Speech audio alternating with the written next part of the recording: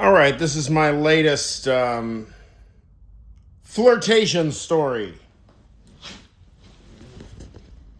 My latest flirtation story. So, across the street from where our dear erstwhile President Maduro is temporarily residing, somewhere north of 30th Street and 3rd Avenue,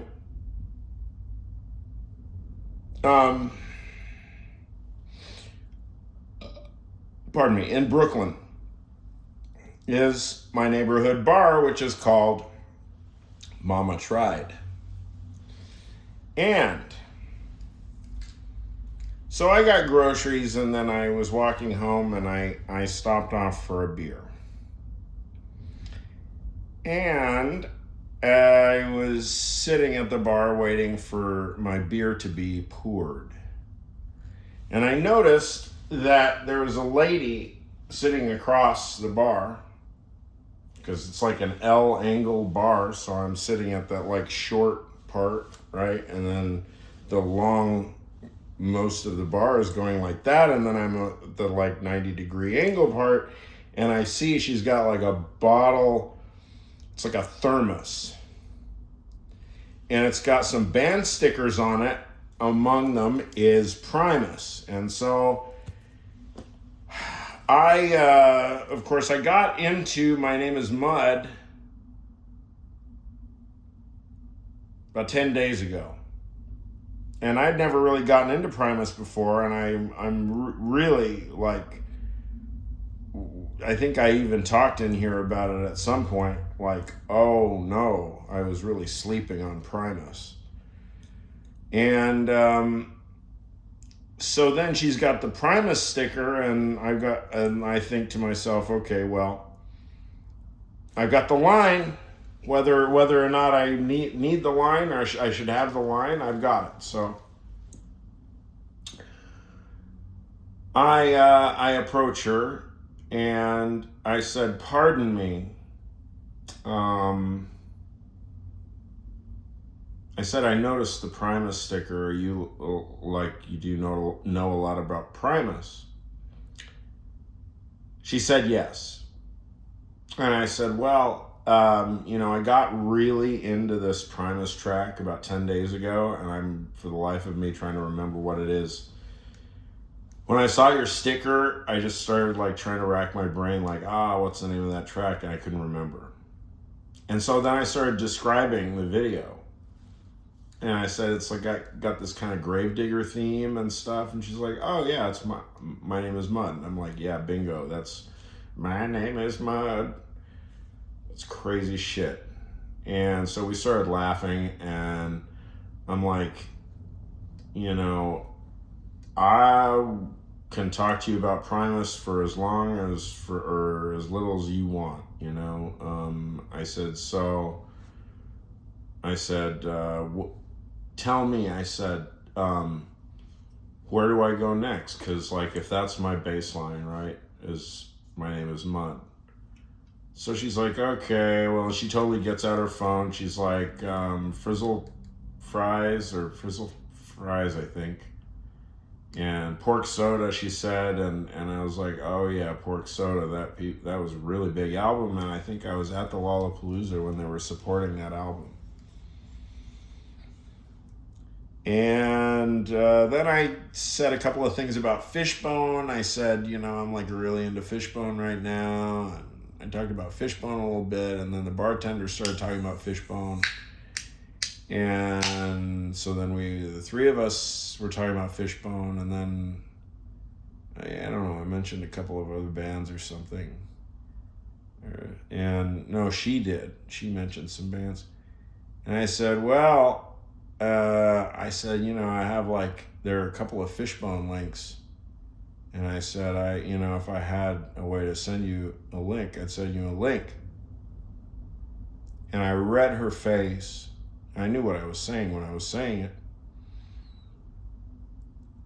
And I've seen this look, and yeah, okay. I'm projecting. Good job.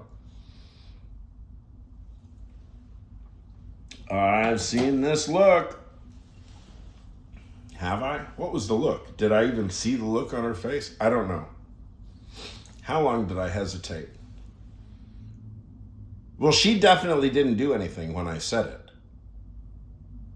And I think I probably paused 2 seconds.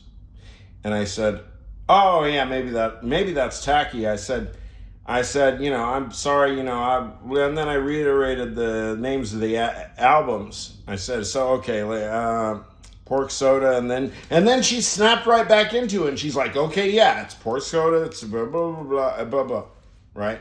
So she's like, she got thrown off. Was this just a ploy to get her phone number?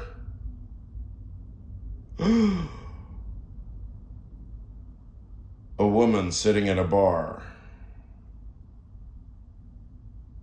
So I don't know. What do I know?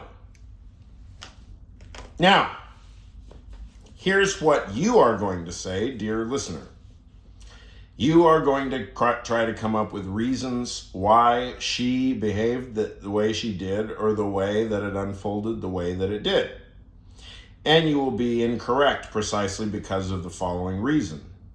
You will be reasoning from the perspective of some kind of teleological assumptions that I'm not carrying into the damn thing, because, of course, I do not need sex. I am one oversexed motherfucker. Right? Oversexed with more women than I can keep track of. The ideal person to run experiments like this. Because if I am projecting, what am I projecting?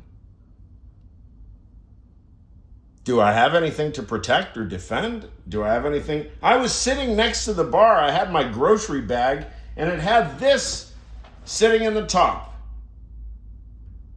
All right? That's pretty smooth, right? All right.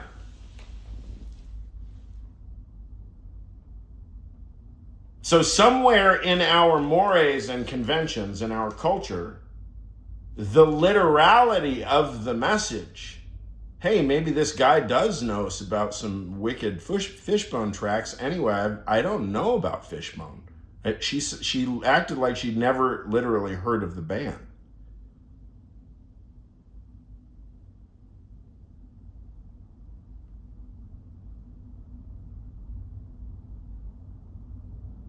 So the only way, first of all, it's pointless to give me any kind of reasons why it went this way or that way or whatever, or what's going on, some kind of hermeneutic of the situation, because why? Nobody is going to be willing, no other person alive is going to be willing to spend the cognitive hours required in order to unpack this shit. Because this is real-time stuff.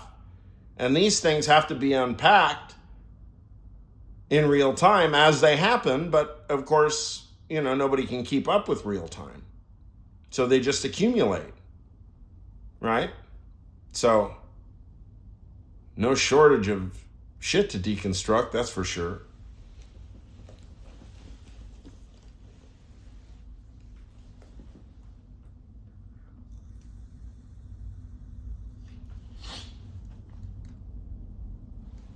So it's just the sheer number. So when I say, that I am definitely out in the world and being as friendly with women as I possibly can be, I mean that, there are daily events like this where I'm clearly putting something out. I mean, yeah, I was not merely interested in Primus. I set it up. I said, here's my line, right? She's attractive. Okay. She's at a bar. I'm going to, these are all, coordinates. I mean,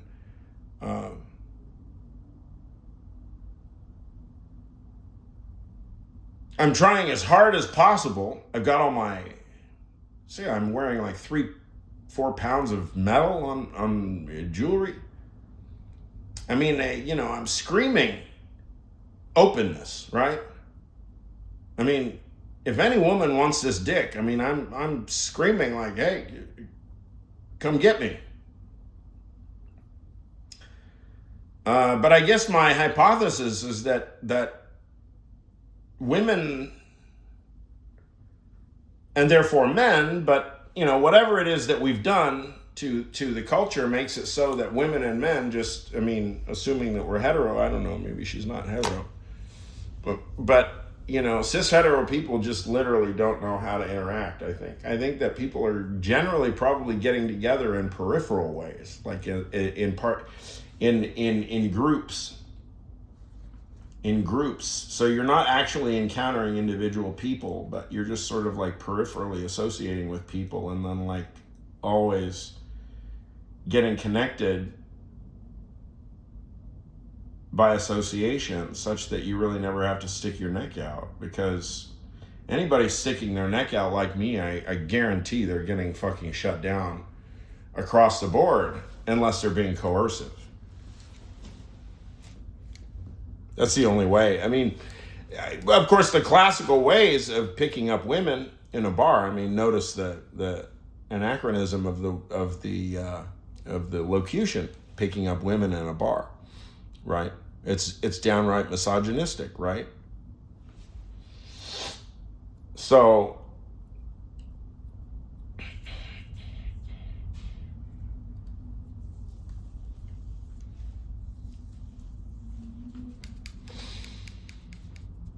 whatever the mores were, whatever the etiquette is so massively steeped in misogyny now. I don't think anybody can really tell what counts as misogyny. What counts as being too forward.